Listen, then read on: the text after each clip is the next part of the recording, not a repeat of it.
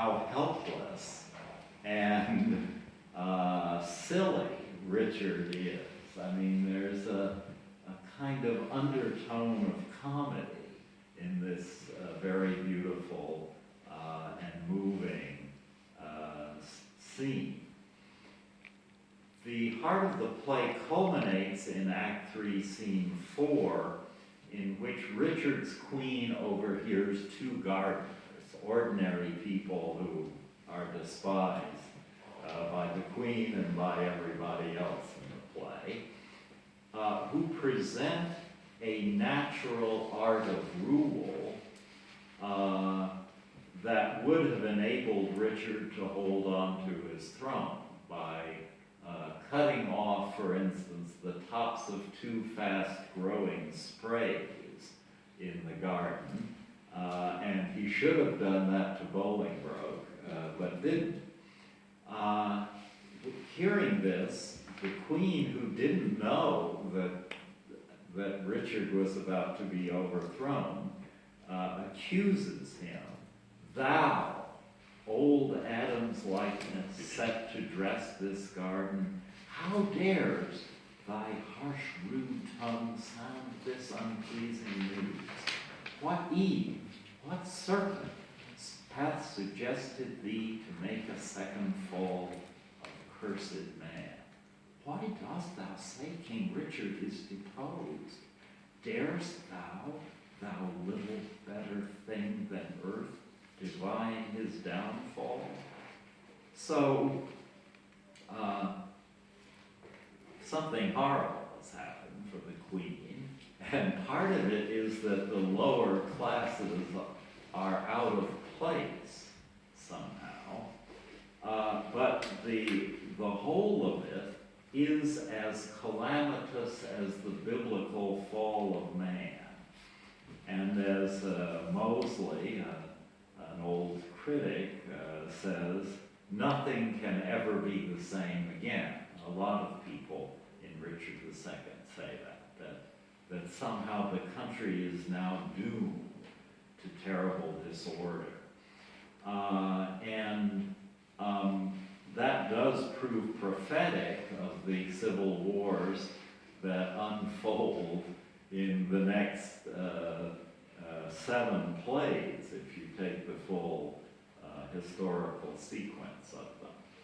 And I think Shakespeare is saying, to that extent, the official propaganda of Queen Elizabeth is right, that the departure from legitimate succession is a kind of tear in the political order, which is almost impossible to sew up again.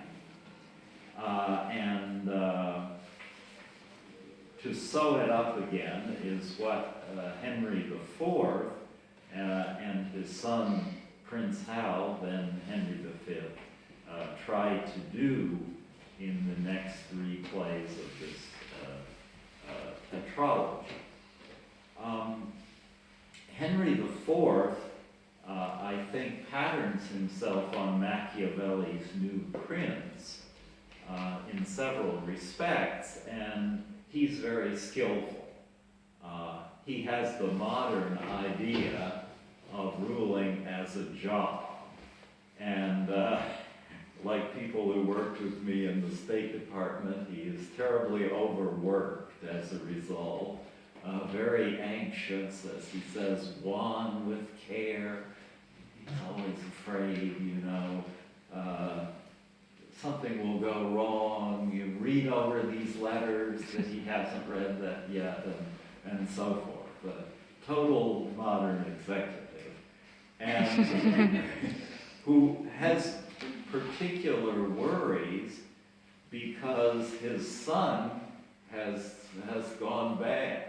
His son is a juvenile delinquent and hangs around with robbers, drinking, stealing, and therefore the throne, which he gained with great difficulty and only through Richard's weakness, is likely to be lost by his son. He says in a key speech in Henry IV, Part 1, that his son is in the same situation that Richard II was in when he, Bolingbroke, rebelled, and therefore his son will lose the throne to Hotspur. But that's a misunderstanding which Prince Hal understands. Prince Hal understands that he is the legitimate son of an illegitimate king, and therefore he can't easily inherit the kingship from his father. It requires some kind of much more complicated technique. Now, we see very early in Henry IV, Part 1, that the disorder of the nobles, their rebellion and attempt to steal the crown from the sitting king, has spread to the lower classes. And there's a wonderful scene in an inn where someone says, "This inn is turned upside down since Robin Ostler died." Robin Ostler, obviously, was Richard II. And they go on to talk about how the inn smells bad because there's no place to use for a toilet, and it's full of fleas. The horses get intestinal worms there. And indeed, both the Henry IV plays are plays in which the kingdom is infested and everyone is diseased. Henry IV is diseased, Falstaff is diseased, and so forth. As you could say that the collapse of political legitimacy spread cynicism to the entire society from top to bottom, which is very post-Soviet. Those of you who are from Armenia know this, that it varies somewhat from republic to republic. Azerbaijan is a republic where Haydar Aliyev stole the presidency, and where nurses steal medicine from their patients and then sell it. And it's very refreshing and very thought-provoking to read these plays in a post-Soviet environment. In America, where everyone takes democracy for granted, the issues are much less alive. So up to this point, Shakespeare seems to have said that the kind of Renaissance emancipation of politics from fortune and religion is a failure. And that particularly comes out in the anachronisms, which are very glaring in the play. There's a scene that refers to political news of the 1590s in the Netherlands, and the whole joke there is about that news, which is very strange because the play is set in 1405 and a little later. The most obvious anachronism is Falstaff, who talks like a Puritan, and Shakespeare makes fun of the Puritans through Falstaff.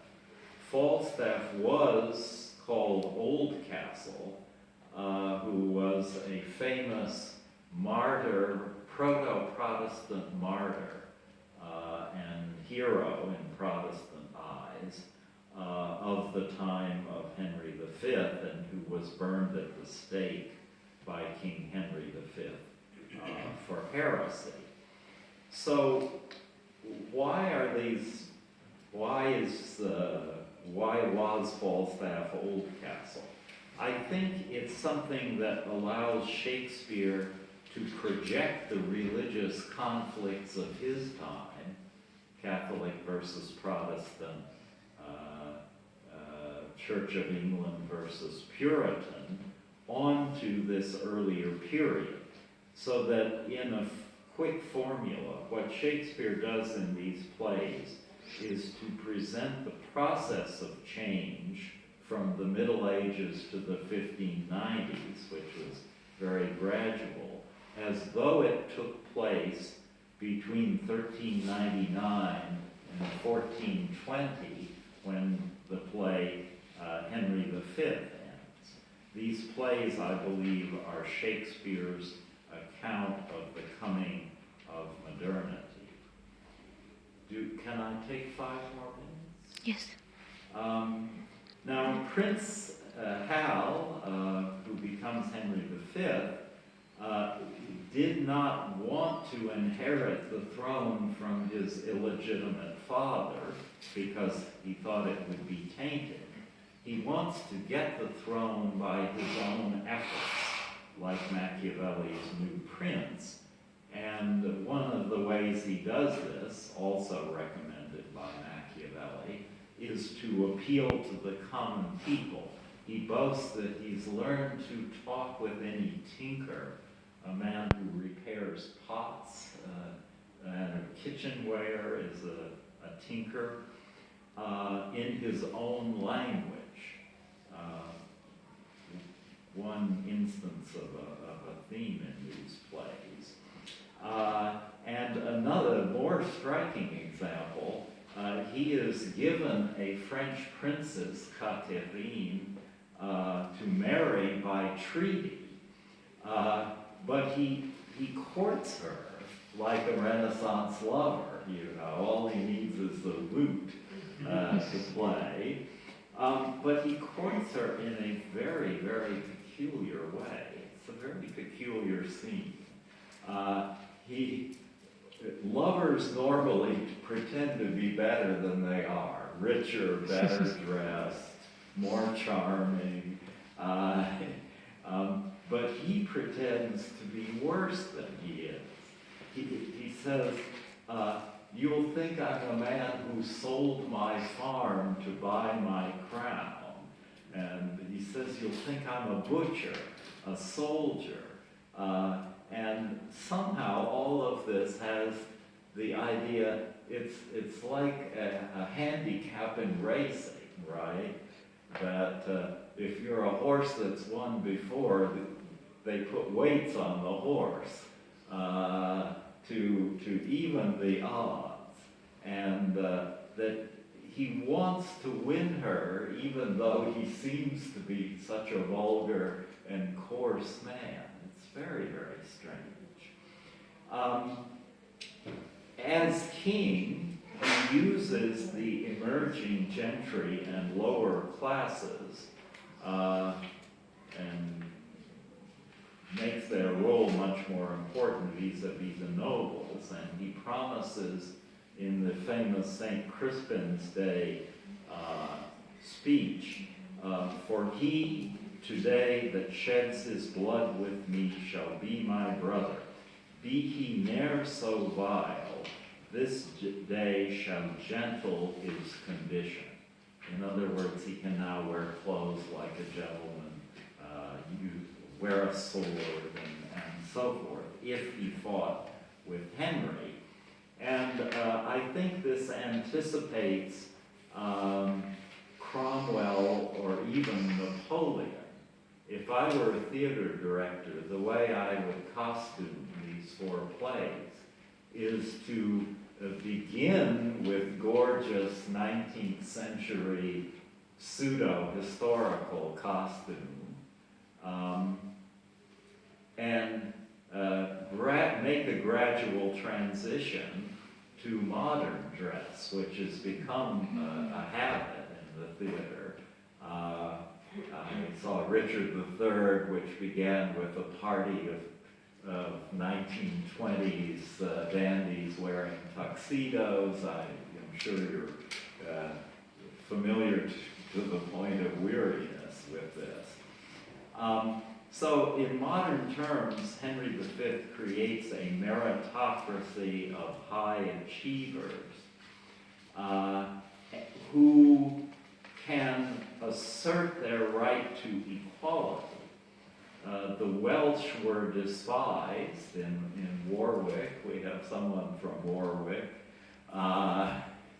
regarded as a kind of country bumpkin who spend time with goats and eat leeks, inedible, right?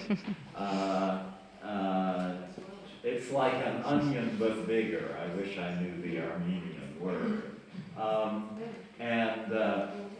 Fluellen asserts in the matter of Kojève and Fukuyama the right of the Welsh to recognition by forcing Pistol to eat a leek. He beats him until he eats the leek, which is the symbol of Wales and disgusting to an Englishman.